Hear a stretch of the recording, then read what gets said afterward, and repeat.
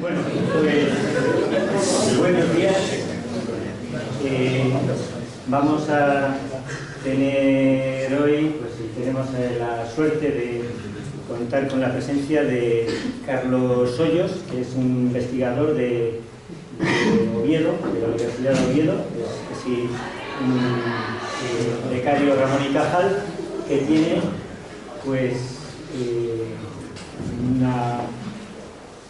su especialidad sobre física de partículas y teoría de cuerdas, y que nos va a hablar del tema de los agujeros negros. Él ha hecho la carrera de física, él es de Madrid, y ha hecho la carrera de física en la Universidad de Madrid, en la Autónoma, y luego ha estado pues por ahí, por varios sitios por ahí por el mundo, me decías, en Estados Unidos, en Israel y en otro sitio por ahí antes, en Reino Unido, pues investigando. Y bueno, pues tenemos la suerte de contar con alguien que sabe de lo que habla, y aunque la charla en principio es de divulgación, pues bueno, pues seguro que puede responder a todas las preguntas que podamos así hacer sobre este tema, que la verdad apasionante, y que pues, los que estamos aquí de física sabemos un poquito de agujeros negros. Entonces, pues la charla durará pues aproximadamente pues, una hora, una cosa así, y luego al final pues habrá un tiempo para preguntas. Yo no sé si durante la charla, si hay alguien que tiene alguna duda o tal, pues que te pregunten también. Por supuesto, si queréis preguntar cualquier cosa, no dudéis en interrumpirme o lo que sea. Muy bien, pues Carlos, cuando quieras. Muchas gracias. Bueno, como he dicho José Miguel, voy a hablar de agujeros negros. Esta foto sonará si habéis visto la película Interestelar. Es el agujero negro que aparece aquí. Lo primero que quería decir, que algunos de vosotros ya lo sabéis, es que con la física que habéis aprendido en el instituto ya se os puede haber ocurrido la idea de los agujeros negros. Entonces, sabéis que cuando queréis mandar un objeto al espacio desde la superficie de la Tierra, necesitáis que alcance una velocidad mínima para superar la atracción gravitatoria, y esa velocidad es la velocidad de escape, que viene dada por esta fórmula, ¿no? Que es la constante de gravitación, m es la masa de la Tierra y r es el radio de la Tierra. Y esta fórmula sirve para cualquier objeto esférico masivo, como otro planeta o una estrella.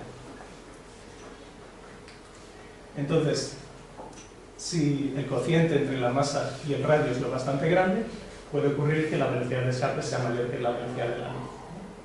Utilizamos la letra c para denotar la velocidad de la luz en física. Entonces, si eso ocurre, la luz no tiene velocidad suficiente para escapar de la atracción gravitatoria de la estrella, y en este caso no veríamos la estrella con luz visible. Entonces, esta idea se le ocurrió primero a John Mitchell en 1783 y lo llamó estrellas oscuras.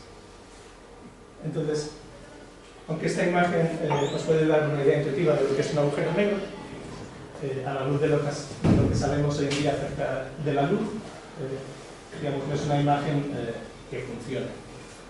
La razón es que la luz podéis ver la luz como compuesta de pequeñas partículas, y estas partículas no tienen masa. Entonces, si utilizáramos la ley de Newton para calcular la atracción gravitatoria, aprendemos que no hay ninguna atracción gravitatoria, con lo cual en realidad la luz sí que podría escapar. Entonces, para entender lo que es un agujero negro, hay que utilizar ideas de la física moderna. ¿De acuerdo? Y entonces, estas ideas relacionan lo que es el espacio. Entonces, lo que es el espacio, nuestro espacio tiene 3 dimensiones. Relacionan el tiempo y relacionan estos dos conceptos con la fuerza de la gravedad. Entonces, estos 3 conceptos se unificaron gracias a Einstein, se unifican en la teoría de la relatividad general que Einstein formuló en 1915. Y esta teoría cambió nuestra forma de ver el mundo completamente. Entonces, lo que dice la teoría de Einstein básicamente es que la materia deforma el espacio-tiempo. Entonces, esta frase así dicha probablemente no os diga mucho, Entonces vamos a intentar ver lo que significa exactamente. Y vamos a empezar hablando del espacio. Entonces, para hablar del espacio vamos a hacer algo que los físicos teóricos hacen mucho, que es, en vez de hablar del mundo real, vamos a hablar de una simplificación del mundo real, ¿no? Entonces la simplificación que vamos a hacer, porque es más sencillo de visualizar, es que en vez de hablar de un universo de 3 dimensiones, vamos a hablar de un universo de 2 dimensiones. Entonces este universo lo podemos llamar Planilandia. Y hay una novela muy divertida de Edwin Abbott, que si no habéis leído os recomiendo, que habla de cómo sería el mundo si viviéramos en 2 dimensiones. Entonces nuestro espacio va a ser un plano, ¿no? Como la superficie está en esa o la superficie de esta pantalla. Entonces supongamos que tenemos 2 cohetes en Planilandia. Estos cohetes están separados cierta distancia en la dirección vertical y se mueven con velocidad constante en la dirección horizontal. Entonces tienen un movimiento uniforme, sus trayectorias van a ser líneas rectas paralelas, de esta manera. ¿Qué pasa si estos cohetes pasan cerca de un objeto masivo, como la Tierra? Bueno, de acuerdo con Newton, sufrirán una fuerza de atracción gravitatoria hacia el centro del planeta. Y entonces, ¿qué ocurrirá? Sus trayectorias ya no serán líneas rectas, su movimiento no es uniforme, sino que se verán desviadas por la atracción gravitatoria y trazarán alguna especie de trayectoria curva y pueden llegar incluso a cruzarse cuando pasan cerca del planeta. ¿De acuerdo? Entonces esta es la imagen de Newton de cómo la gravedad, cómo la masa de este objeto afecta al movimiento de los cohetes. Muy bien. De acuerdo con Einstein, lo que ocurre en realidad es que al tener un objeto masivo, el espacio se curva. ¿De acuerdo? Entonces, en vez de tener una superficie plana, como teníamos antes, tenemos una superficie curva, ¿no? Por ejemplo, si cojo esta hoja de papel y la deformo, es sobre la múltiple superficie curva. Y lo que ocurre cuando tenemos una superficie curva es que el concepto de movimiento uniforme es algo ligeramente distinto. Entonces, cuando teníamos un espacio plano, un movimiento uniforme nos daba una trayectoria que era una línea recta. ¿De acuerdo? Sabéis que en un plano, una línea recta es la trayectoria más corta entre 2 puntos. Entonces, lo que ocurre cuando tenemos un espacio curvo, ¿no? Suponer que nuestro espacio curvo es una esfera, ¿no? La superficie de una pelota. Lo que ocurre es que el movimiento uniforme también se corresponde a trayectorias de distancia mínima entre 2 puntos. Pero en una superficie curva, la trayectoria de distancia mínima no es una recta, es otro tipo de curva. Entonces, por ejemplo, en la superficie de una esfera, para saber cuál es la trayectoria de distancia mínima, podríais hacer lo siguiente. Podéis coger una cuerda, tensarla y poner los extremos de la cuerda en 2 puntos de la superficie de la pelota. Entonces, la cuerda va a estar extendida sobre la superficie a lo largo de una trayectoria de distancia mínima y podéis ver fácilmente que esa trayectoria es el segmento de arco de un círculo máximo, ¿vale? Entonces, si pensáis en la Tierra como una esfera, un meridiano es un círculo máximo. Entonces, el segmento de un meridiano os daría la trayectoria correspondiente al movimiento uniforme. ¿De acuerdo? Y entonces, este concepto se generaliza para cualquier tipo de superficie curva, ¿no? Simplemente buscáis las trayectorias, se minimiza la distancia y eso es el movimiento uniforme.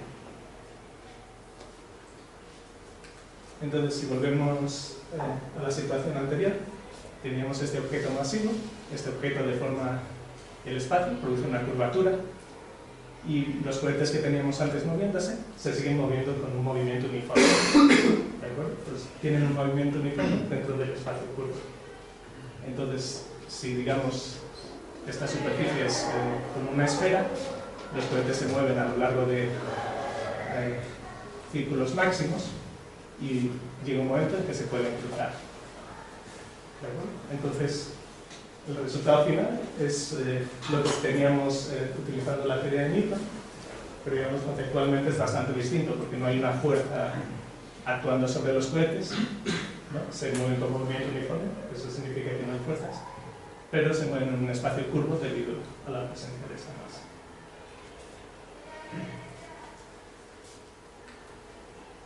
Entonces, ¿por qué es importante esta diferencia? Bueno, aparte de correcciones a la teoría de Newton, esto significa que la luz se mueve a velocidad constante, es decir, sigue un movimiento uniforme, y la luz, al moverse por un espacio curvo, también seguirá trayectorias del mismo tipo que sigue la materia. Es decir, no seguirá a lo largo de una línea recta, sino que seguirá a lo largo de una trayectoria que minimice la distancia. Y esto es diferente a lo que obtendríamos en la teoría de Newton, donde la fuerza gravitatoria era proporcional a la masa. Entonces, esta imagen que tenemos aquí es una demostración de que la luz se desvía debido a la presencia de una masa. ¿De acuerdo? Entonces, aquí veis como una especie de anillo. Esto es lo que se conoce como un anillo gaussiano. Y en el centro de este anillo hay una gran cantidad de masa. Puede ser que haya alguna galaxia o agujeros negros o algo así. Y detrás de esa masa hay una galaxia. Entonces, en circunstancias normales, si la luz siguiese trayectorias rectas, la masa que está entre nosotros y la galaxia que está detrás nos taparía la galaxia. No la podríamos ver en nuestros telescopios. Pero ¿qué ocurre? La masa de la galaxia desvía los rayos de luz, es decir, actúa como una especie de lente, y entonces habría un rayo de luz saliendo de la galaxia que se ve desviado por la masa y luego acaba llegando a la Tierra. Entonces esto puede pasar por encima de la masa, por debajo de la masa, y lo que ocurre es que tenemos varias imágenes que nos llegan de la misma galaxia, ¿no? Y además estas imágenes se ven distorsionadas. Entonces, aquí veis que hay como 3 puntos luminosos, ¿no? Eso corresponde a 3 imágenes de la misma galaxia.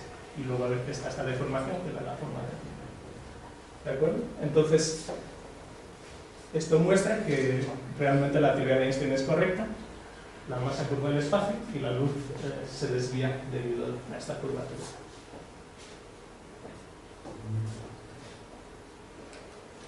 Muy bien. Eso en cuanto al espacio. En cuanto al tiempo, pues hacemos primero lo que decía Newton acerca del tiempo. Entonces, aquí esta flecha morada representa el tiempo avanzado, ¿de acuerdo? Entonces, empezamos aquí a un tiempo determinado, digamos las 9 de la mañana del día de hoy. El tiempo avanza y luego llegamos a otro momento, digamos las 11 de la mañana del día de hoy. Y esta línea verde es una dirección espacial, ¿de acuerdo? Entonces, a las 9 de la mañana teníamos la Tierra en esta posición, en esta dirección espacial, y luego había 2 cohetes en posiciones distintas que están a cierta distancia de la Tierra.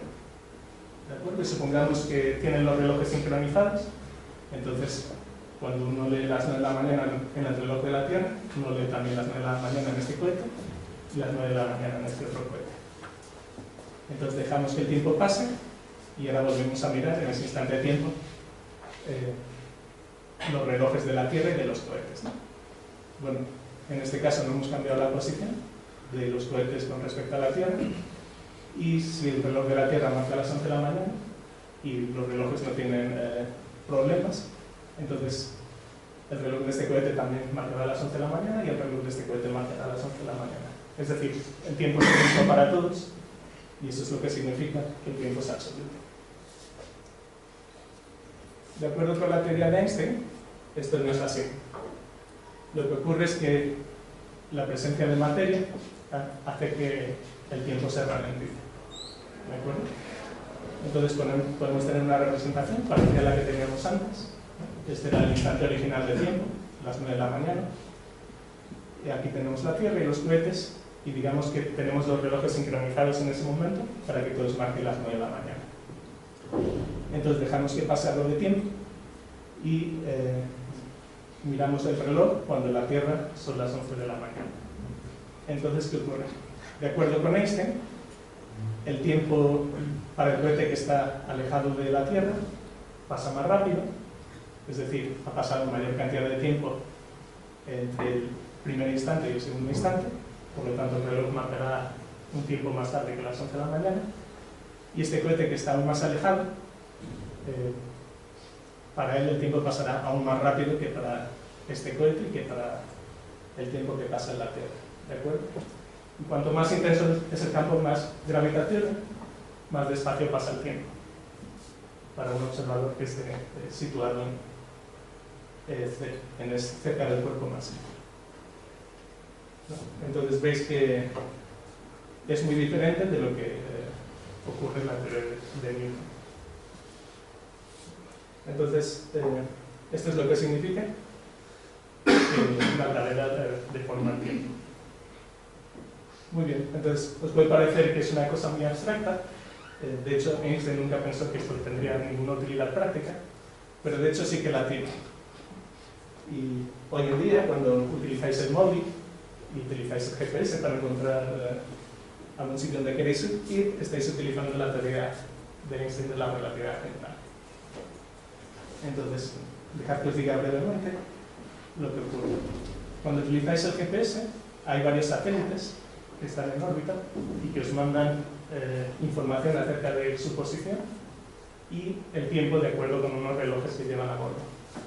Entonces vosotros comparáis esa información con el reloj de vuestro móvil y utilizáis los tiempos para calcular la distancia de los satélites y luego hacéis una triangulación. Bueno, lo hace vuestro móvil.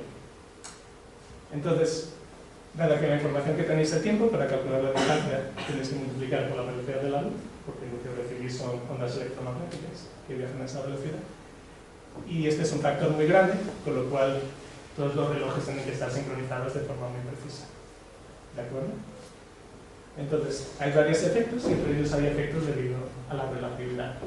Hay un efecto debido a que el campo gravitatorio que sienten los satélites es menor que el que sentís vosotros sobre la superficie de la Tierra. Estos satélites están a unos 20.000 kilómetros de altura. Y hay otro efecto debido a que los satélites se mueven con cierta velocidad respecto a vosotros. Pero este es un efecto más pequeño que el del campo gravitatorio. Entonces, teniendo en cuenta estos efectos relativistas, ocurre que los relojes en los satélites se adelantan 40 milésimas de milésimas de segundo al día. Entonces, desde el punto de vista de un ser humano, 40 milésimas de milésimas de segundo es algo completamente inapreciable. ¿De acuerdo? Pero si queréis calcular la distancia, os daré un error de posición de unos 10 kilómetros por cada día que pasase sin ajustar los relojes. Lo cual es un error muy grande, ¿no?, para utilizar un GPS. Entonces veis que, de hecho, este efecto se puede medir y es importante para nuestra vida diaria. Muy bien. ¿Tenéis alguna pregunta acerca de lo que es? ¿No? Bueno, ahora voy a pasar a hablar sobre agujeros negros. Entonces, primero dejad que mencione que los agujeros negros primero se encontraron teóricamente, ¿de acuerdo? Hasta el año 72 no hubo ninguna observación experimental que indicase que los agujeros negros realmente existían. Entonces, los agujeros negros se pueden ver como soluciones de lo que se conoce como ecuaciones de Einstein, ¿no? Tenéis las ecuaciones de Newton de gravedad, hay un equivalente que son las ecuaciones de Einstein. Los agujeros negros son unas soluciones particulares de estas ecuaciones. El primero en encontrar una solución fue Karl Schwarzschild en 1915. Esto fue solo un mes después de que Einstein hiciera oficial su teoría de la relatividad general. Y tiene todavía más méritos si tenéis en cuenta de que en ese momento se encontraba luchando en la Primera Guerra Mundial con la artillería alemana. Es decir, lo hizo mientras estaba en el frente. Entonces, él encontró la primera solución, pero de hecho no se entendía bien el significado de un agujero negro hasta mucho más tarde, hasta casi los años 60. Y de hecho, la primera persona en utilizar el término de agujero negro fue John Wheeler en 1969. ¿De acuerdo? Hasta entonces eran conocidos como soluciones esféricas de las ecuaciones de Einstein, por ejemplo. Entonces, ¿cómo es un agujero negro? Bueno, aquí he hecho un dibujo digamos, no es una cosa precisa, pero os puede dar una idea de cómo es la estructura del agujero negro. Entonces, aquí hay una especie de trompeta, ¿no? Entonces tenéis que imaginar que esta trompeta se conecta en la parte exterior con un plano que se extiende hacia infinito, ¿de acuerdo? Decíamos que nuestro universo es un plano, es planilario, ¿no? Y ese universo continúa en todas direcciones, bueno, en dos direcciones, y en la zona donde está localizado el agujero negro, el espacio se deforma y originalmente se deforma así, como una especie de trompeta. ¿De acuerdo? Entonces, para alguien que esté en esta zona exterior, la deformación del espacio es como la deformación que observaría cerca de cualquier objeto masivo. ¿De acuerdo? Si hubiera aquí un planeta, una estrella de la misma masa que el agujero negro, el espacio se deformaría en esta zona de la misma manera. La diferencia es que llegaría un momento que cuando avanzamos hacia el interior nos encontraríamos con la superficie del planeta o de la estrella y luego, digamos, el espacio se cerraría de forma suave. Si tenemos un agujero negro, lo que ocurre es que la deformación continúa y se hace muy grande hasta que llegamos a una zona interior que represento por esta especie de tubo. ¿De acuerdo? Y aquí lo he cortado en cierto momento, pero esto continuaría hasta un punto donde estaría localizada la masa del agujero negro, de lo que hablaremos algo más tarde. Entonces, ¿qué pasa si tenemos a alguien cayendo en el agujero negro y que tiene una linterna? Entonces, esa persona se dedica a lanzar señales de luz hacia el exterior del agujero negro, es decir, hacia el espacio plano que se encuentra por fuera. Entonces, las señales de luz saldrían, cada vez les costaría más salir de esta zona, hasta que llegaría un momento, cuando entra en la zona interior, donde las señales de luz ya no podrían salir. ¿De acuerdo? Entonces, lo que ocurre es que dentro de esta zona interior, las trayectorias de rayos de luz tienen una forma parecida a esta línea que represento aquí. ¿De acuerdo? Si estamos en la zona interior y emitimos una señal de luz hacia afuera, el rayo de luz empezaría a avanzar hacia el exterior de la garganta, pero llegaría un momento en que habría un punto de retorno y luego volvería a caer hacia el interior. ¿De acuerdo? Entonces, lo que ocurre es que la geometría es tal que las trayectorias de los rayos de luz no pueden salir de esta zona interior.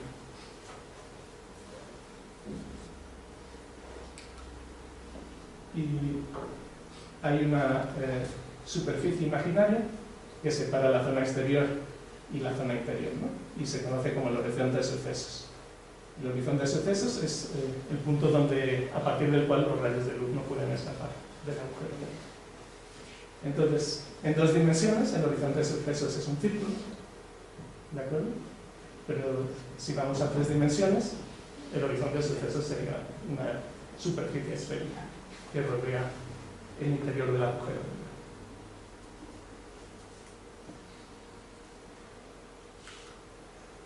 Entonces, la teoría de Einstein también nos dice que nada puede ir más rápido que la luz, ¿de acuerdo? Si algo fuese más rápido que la luz, serían posibles cosas como viajes en el tiempo.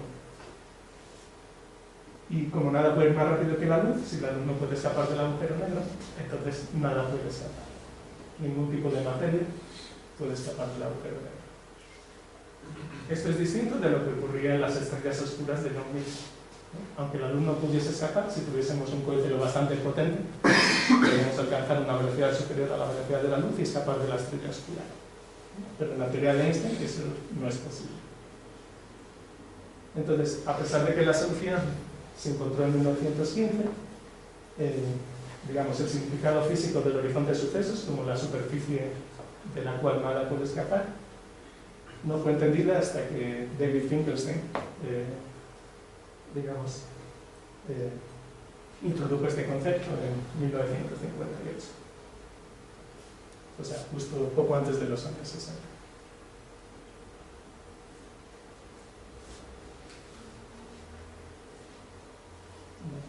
¿Preguntas sobre algo? Bueno, entonces, digamos, ¿cómo se crean los agujeros negros? Hasta ahora os he dicho que hay una solución de las ecuaciones de Einstein, pero realmente cómo aparecen este tipo de objetos en nuestro universo. No tenemos en nuestra vida cotidiana nunca nos encontramos con un agujero negro, ¿no? Vemos estrellas, vemos planetas, pero ¿cómo pueden aparecer estos objetos? Bueno, la forma en cómo aparecen es a partir de estrellas, ¿de acuerdo? En la vida de una estrella hay dos fuerzas que compiten entre sí. Una es la fuerza de la gravedad, que intenta hacer que la estrella colapse, y otra es las fuerzas interiores, debidas a reacciones nucleares que calientan el interior de la estrella, producen una presión que intenta que la estrella se expanda. Entonces, el equilibrio entre estas dos fuerzas determina cómo es la estrella, y mientras se mantengan las reacciones nucleares en el interior, se mantiene la estrella en un estado estable. Sin embargo, llega un momento en que el combustible necesario para producir esas reacciones nucleares se acaba. Por ejemplo, en el Sol se convierte hidrógeno en helio a través de fusión nuclear. Llega un momento en que la concentración de hidrógeno dentro del Sol será demasiado pequeña como para mantener este proceso de producción de helio. En ese momento, el Sol pasa a una nueva fase donde se utilizará el helio para producir elementos más pesados como carbono. Este puede continuar durante varias fases, pero llega un momento cuando se produce el hierro en el que las reacciones nucleares no son energéticamente favorables. El proceso de fusión para producir elementos más pesados no es energéticamente favorable, y entonces el proceso de reacciones nucleares para. ¿De acuerdo? En ese momento se agota el combustible de la estrella. Dependiendo del tamaño de la estrella, digamos, el destino final puede ser de distintos tipos. Si la estrella es muy masiva, producirá un agujero negro. Si es menos masiva, puede producir otros objetos como estrellas de neutrones o enanas blancas. Entonces, ¿qué ocurre en el momento en que se agota el combustible? Bueno, la gravedad domina en ese momento, hace que la estrella empiece a colapsar. De hecho, lo que ocurre es que lo primero que colapsa es el núcleo. Eso es lo que puede producir la estrella de neutrones o el agujero negro. Y se produce una onda de choque en ese colapso que hace que las capas exteriores de la estrella salgan disparadas. Entonces, para estrellas grandes eso produce una supernova. Una supernova puede ser tan brillante como una galaxia. Para que os hagáis una idea, la Vía Láctea tiene 100.000 millones de estrellas. O sea que es un evento cataclísmico. Después de la explosión, digamos, el material que es expelido por la supernova continúa expandiéndose, puede producir una nebulosa, y eso a su vez puede producir otras estrellas, planetas, sistemas solares. Y en el interior de esta nebulosa queda un remanente superdenso, que es el agujero negro. ¿De acuerdo? Entonces, este es más o menos el origen más común de los agujeros negros. Muy bien, entonces, ¿qué ocurre cuando nos acercamos a un agujero negro? Supongamos que queremos ir dentro de un agujero negro, ¿no? Para ver qué pasa. Entonces, primero, como os habréis imaginado, los agujeros negros son los cuerpos más compactos que existen. ¿De acuerdo? El radio de Schwarzschild es el radio del horizonte de sucesos. Os he dicho que el horizonte de sucesos en nuestro universo sería una esfera que rodea el interior del agujero negro, y el radio está dado por esta fórmula. Si os fijáis, este sería el mismo radio que obtendríais para la estrella oscura de John Mills. Si utilizaseis la fórmula de la velocidad de escape, poniendo la velocidad de escape igual a la velocidad de la luz. Con lo cual, a pesar de que, digamos, fundamentalmente no es correcta la idea de John Mitchell, el resultado para el radio del horizonte de sucesos es válido. Muy bien, para que os hagáis una idea de las escalas, podemos coger la Tierra, ¿no? La Tierra tiene 6.400 kilómetros de radio, y supongamos que la Tierra colapsa y forma un agujero negro. ¿Cuál sería el tamaño de ese agujero negro? Bueno, sería del orden de una tarjeta SIM de vuestros móviles. Entonces, imaginad toda la masa de la Tierra concentrada en un objeto de este tamaño. No conocemos agujeros negros de este tipo, conocemos agujeros negros del orden de la masa del Sol. Entonces, el radio del Sol son 700.000 kilómetros y eso os daría un agujero negro. Un agujero negro a la masa del Sol tendría unos 3 kilómetros de radio. ¿De acuerdo? Entonces, básicamente aquí podría, o bien, tendría que haber puesto un mapa de... Podéis hacerlo en el Google vosotros, 3 kilómetros. Vale. Entonces, entre la masa de la Tierra y la masa del Sol hay un factor de 1 millón, más o menos. En cambio, el radio aquí son algunos milímetros y aquí son varios kilómetros. ¿De acuerdo? Y el volumen va como el radio al cubo. Entonces, esto hace que eso es más... El factor de volumen es mayor de 1 millón y eso significa que la densidad del agujero negro solar es de hecho menor que la densidad del agujero negro con la masa de la Tierra. ¿De acuerdo? Y esto será importante luego. Entonces, las fuerzas gravitatorias son enormes, como podéis imaginar. Sabéis que la aceleración de gravedad de superficie está dada por esta fórmula. Entonces, el horizonte de sucesos no es una superficie física, no es como la superficie del planeta que podemos andar sobre ella, pero aún así podemos calcular la aceleración de gravedad en el horizonte de sucesos. Entonces tenéis esta fórmula. Imaginad que aquí ponéis la masa de la Tierra y aquí ponéis el radio de una tarjeta así. Eso va a dar una cantidad gigantesca si lo comparáis con la aceleración de la gravedad en la Tierra.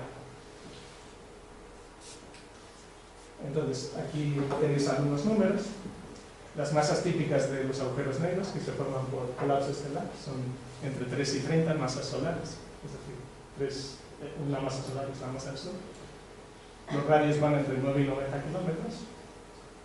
Y la gravedad en superficie, si llamamos a la gravedad sobre la Tierra G, sobre el Sol sería 28 veces esa fuerza, y en los agujeros negros es del orden de 500.000 millones o 50.000 millones de veces la aceleración de la gravedad de la Tierra.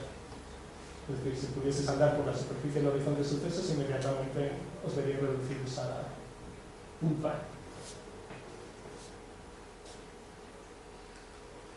Muy bien. Entonces, ¿qué le sucede a un astronauta que cae en un agujero negro típico, teniendo en cuenta estas fuerzas tan enormes? Bueno, como no está andando, simplemente está cayendo, en principio el hecho de que la fuerza de la gravedad la aplastaría no influye. Lo que ocurre es que hay fuerzas de marea, ¿no? Y estas fuerzas de marea van con esta aceleración que hemos calculado y luego tienen otro factor que depende del tamaño del objeto que está cayendo y del radio del agujero negro. Tiene un factor extra que depende de eso. Entonces, como sabéis, la fuerza gravitatoria te cae como el radio al cuadrado. Eso significa que la fuerza, digamos, en la cabeza del astronauta que está cayendo es menor que la fuerza en los pies del astronauta. Se está cayendo con los pies hacia abajo. Entonces, eso produce una fuerza neta de estiramiento en la dirección vertical que actúa sobre el astronauta. En segundo lugar, sabéis que la fuerza apunta hacia el centro del agujero negro. Entonces, si cogemos, por ejemplo, la mano derecha del astronauta, la fuerza apunta en esta dirección radial, y es decir, tiene una componente horizontal en esta dirección. Si cogemos la mano izquierda, la fuerza de nuevo apunta en dirección radial y tiene una componente horizontal en la dirección opuesta. Entonces, hay una fuerza neta que actúa sobre el astronauta, que es una fuerza de compresión en la dirección horizontal. ¿De acuerdo? Y la combinación de estas dos fuerzas produce lo que se conoce técnicamente como espaguetificación. Coges el astronauta, lo estiras y luego lo retujas. Entonces, esto es lo que aparece en los artículos científicos, de hecho. Espaguetificación. Y bueno, os podéis imaginar que esto no es muy saludable para el astronauta. De hecho, con las fuerzas en un agujero negro típico es una muerte segura. El astronauta sería reducido, sería desmembrado por estas fuerzas antes de alcanzar el horizonte de sucesos. Entonces, nuestros viajes de exploración a un agujero negro típico estelar no es algo que podamos hacer, por lo menos no directamente. Entonces, ¿cómo podríamos evitarlo? Bueno, recordad la fórmula del radio de Schwarzschild, es proporcional a la masa, y la fórmula de la gravedad de la superficie es proporcional a la masa y inversamente proporcional al radio al cuadrado. Entonces, cuando introducís la fórmula del radio en la aceleración de la gravedad, os da que la aceleración decae como 1 sobre la masa. Entonces, cuanto mayor sea la masa del agujero negro, menores van a ser las fuerzas cerca del horizonte de sucesos. Y hay un factor extra, debido a que estas fuerzas de marea dependen del tamaño del objeto que cae y del radio del agujero negro. Cuanto más grande el radio del agujero negro, más suprimidas van a estar estas fuerzas. Entonces, uno puede hacer un cálculo y uno encuentra que para un agujero negro de unas 10 millones de masas solares, las fuerzas de descalificación serían similares a las que tenemos en la superficie de la Tierra. Es decir, el astronauta estaría perfectamente cayendo dentro del agujero negro. Entonces, os he dicho antes que los agujeros negros se producían por el colapso de estrellas. Y os podéis preguntar, bueno, ¿pero es que hay alguna estrella de ese tamaño? La respuesta es no. Pero sin embargo, sí que hay agujeros negros de ese orden de masas, solo que se conocen como agujeros negros supermasivos que se encuentran en el centro de las galaxias, ¿de acuerdo? Y sus masas varían entre 4 millones y 30.000 millones de masas solares. Es decir, hay agujeros negros en el centro de la galaxia que serían lo bastante masivos como para que pudiésemos lanzar un astronauta hacia el horizonte de sucesos sin que fuese despedazado. No sé si alguna vez habéis oído hablar de quasars. Se piensa que los quasars se deben de hecho a estos agujeros negros supermasivos dentro de galaxias, y lo que produce una cantidad de radiación tan enorme es la materia que está cayendo dentro del agujero negro.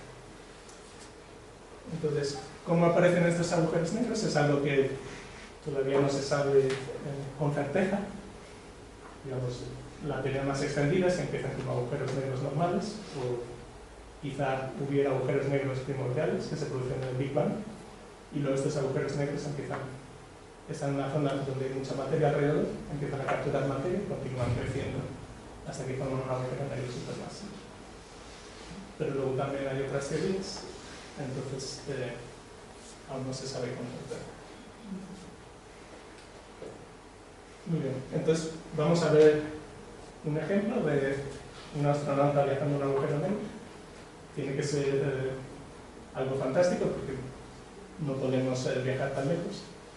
Entonces, si habéis visto la película Interestelar, espero no estar estropeándola mucho, sabéis que hay alguien que viaja hacia el interior de un agujero negro. El agujero negro se llama Gargantúa y esta es una imagen. Como curiosidad, debo deciros que esta imagen es científicamente precisa. De hecho, hubo un físico teórico, Kip Thorne, que colaboró con el equipo de la película para generar esta imagen de un agujero negro. Este es un agujero negro giratorio, de hecho. Entonces, utilizaron unos cálculos numéricos para modelar el agujero negro. De hecho, sacaron varios artículos científicos a partir de esto. Dejadme que os comento un par de cosas. Veis aquí que hay como una especie de plano. Eso es el disco de acreción, es decir, materia que está cayendo al agujero negro y que debido a las fuerzas cerca del agujero negro, esa materia se calienta mucho y emite radiación.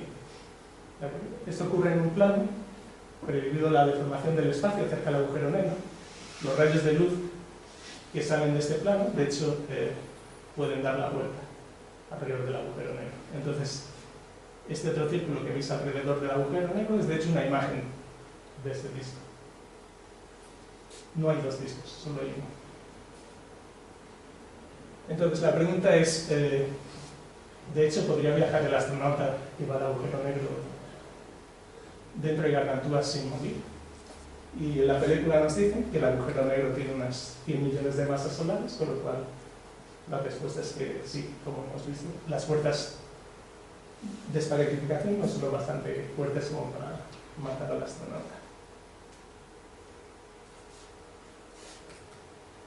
Muy bien, entonces supongamos que tenemos un agujero negro supermasivo y mandamos un astronauta ahí dentro. ¿Qué veríamos desde fuera? Bueno, como habíamos visto antes, cerca de un objeto masivo, el tiempo pasa más despacio. Aquí he puesto una fórmula, no hace falta que la miréis con mucho cuidado, pero digamos, tenemos dos cohetes, A y B. Aquí tenemos el intervalo de tiempo para el cohete A, el intervalo de tiempo para el cohete B. R sub A y R sub B son las distancias al centro del agujero negro y R es el radio del agujero negro. Entonces, hay un factor que relaciona los intervalos de tiempo que viene dado por estas fórmulas. Para simplificar esto un poco, vamos a tomar que el cohete A se aleje mucho del agujero negro, ¿no? Es decir, vamos a tomar este radio, esta distancia, que sea mucho más grande que el radio. Y en este caso, la fórmula se simplifica a una expresión de esta manera. Aquí veis que si el radio del cohete B se acerca al radio del horizonte de sucesos, esto tiende a cero, con lo cual el intervalo que pasa para el cohete A se hace mucho mayor que el intervalo de tiempo que pasa para el cohete B. ¿De acuerdo? Entonces tenemos nuestro cohete A muy lejos del agujero negro y nuestro cohete B ahí cerca. Entonces, en la película dicen que hay un planeta al que viajan, dicen que la superficie del planeta, porque a la hora que pasan 7 años para un cohete que esté alejado. Entonces, a partir de esta fórmula uno puede estimar la distancia al agujero negro. Entonces, eso sale una cosa del orden de 190 kilómetros de separación del horizonte de sucesos. Eso a mí me parece un poco pequeño. De acuerdo con la película, esa debería ser la distancia del planeta al horizonte de sucesos. Uno podría ir más lejos y preguntarse, bueno, supongamos que quiero algo más radical todavía. Es decir, por cada minuto que pase cerca del agujero negro, quiero que pase un año fuera. Entonces, algo menos de 2 horas habría pasado un siglo entero para alguien que estuviese lejos del agujero negro. Entonces, esto requeriría estar a una distancia de alrededor de un metro del horizonte de sucesos. Entonces, cuanto más se acerque uno al horizonte de sucesos, este efecto se hace más fuerte. Pero de hecho, hay una zona cerca del horizonte de sucesos donde uno cae inevitablemente, ¿de acuerdo? Si no está saliendo. Entonces, uno no puede mantenerse estáticamente demasiado cerca del horizonte de sucesos. En este caso veis aquí que la aceleración de la gravedad es del orden de 15.000 veces la aceleración de la Tierra. Entonces uno necesitaría un cohete que produjese una aceleración de ese orden para mantenerse a esa distancia. Muy bien, entonces supongamos que apagamos los motores y dejamos que el cohete caiga libremente dentro del agujero negro. ¿Qué es lo que ve alguien que esté fuera? Bueno, lo que vemos desde fuera es que el tiempo que pasa para el cohete B cada vez pasa más despacio, ¿no? Hemos visto este efecto, más despacio, y cuanto más se acerca al horizonte, más despacio pasa el tiempo. Entonces, de hecho, lo que ocurre es que llega un momento en que, desde el punto de vista del observador exterior, el tiempo de la persona que está cayendo dentro del agujero negro se congela. De hecho, nunca veríamos que este cohete cruza el horizonte de sucesos. Simplemente se congelaría al acercarse.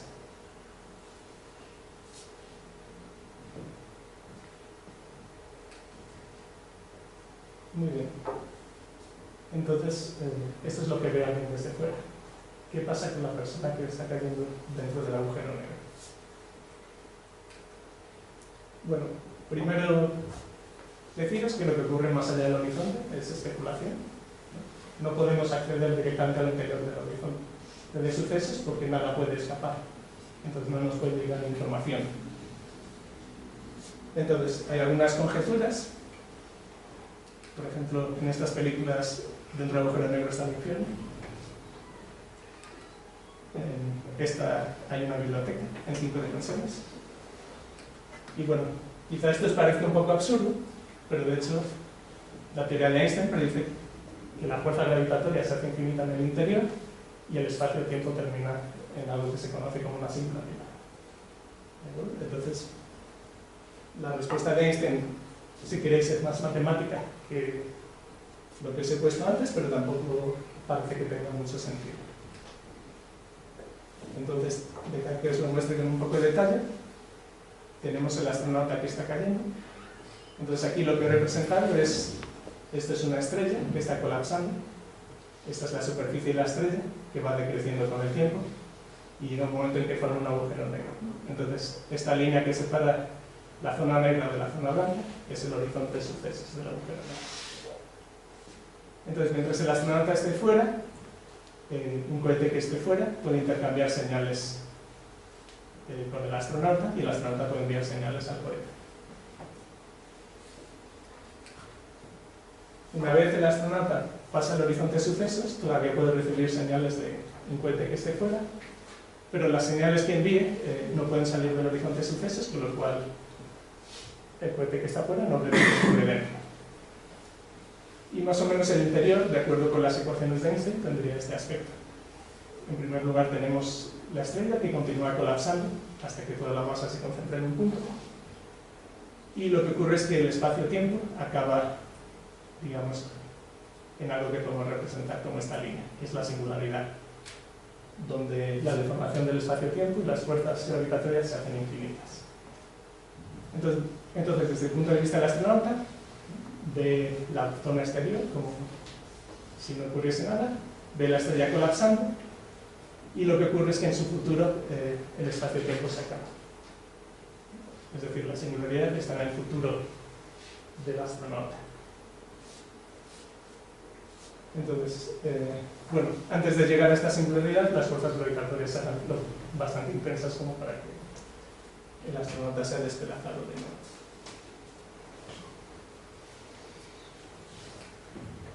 Entonces, esta singularidad es algo que no gusta a los físicos porque contiene infinitos, toda la masa se concentra en un punto, y en general lo que se piensa es que la teoría de Einstein deja de ser válida cerca de la singularidad.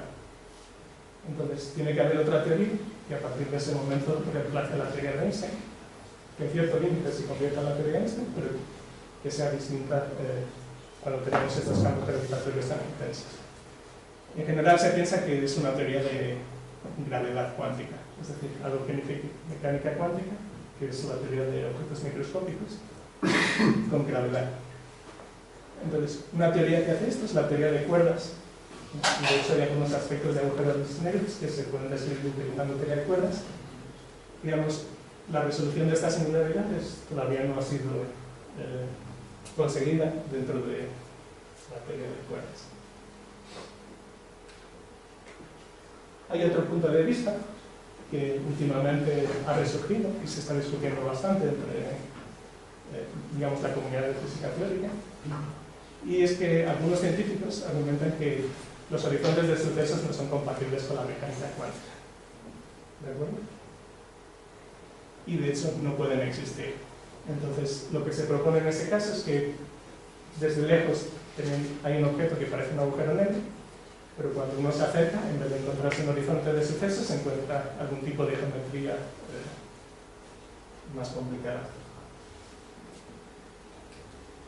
Entonces, esta discusión de si existen los horizontes o cuál es el destino de la singularidad existe desde los años 70 y arranca del trabajo de Stephen Hawking y de Jacob Bekenstein acerca de agujeros negros, que ocurre cuando uno intenta introducir una teoría cuántica dentro del espacio de un agujero negro. Entonces, lo que ellos vieron es que de hecho el agujero negro produce radiación. Hay una radiación que emite el agujero negro. Esta radiación no es que se produzca dentro del agujero negro y salga, sino que de alguna manera se produce alrededor del agujero negro. Entonces, De hecho, los agujeros negros no son tan negros en mecánica cuántica. Y la característica de esta radiación es que es una radiación del tipo térmico. ¿De acuerdo? Es como, si tenéis una bombilla incandescente, eso produce una radiación de tipo térmico a cierta temperatura que viene por el tipo de luz. Entonces, la reacción térmica del agujero negro también se caracteriza por una temperatura que se conoce como la temperatura de Hawking y que es inversamente proporcional a la masa. Y luego, cuando tenemos un sistema térmico, nos estaría asociando una medida de desorden a ese sistema que se conoce como entropía. Entonces, en el caso de un agujero negro, es la entropía de Bekenstein-Hawking, que es proporcional al área del agujero negro. ¿De acuerdo? Entonces, los agujeros negros emiten radiación, por lo tanto, pueden perder masa de esa manera si digamos, el universo que los rodea es a una temperatura menor de la que están ellos, ¿no? Por ejemplo, para agujeros negros microscópicos, la masa es muy pequeña y la temperatura es muy alta. Entonces, esos objetos emiten una radiación muy intensa y de hecho se evaporarían muy rápidamente.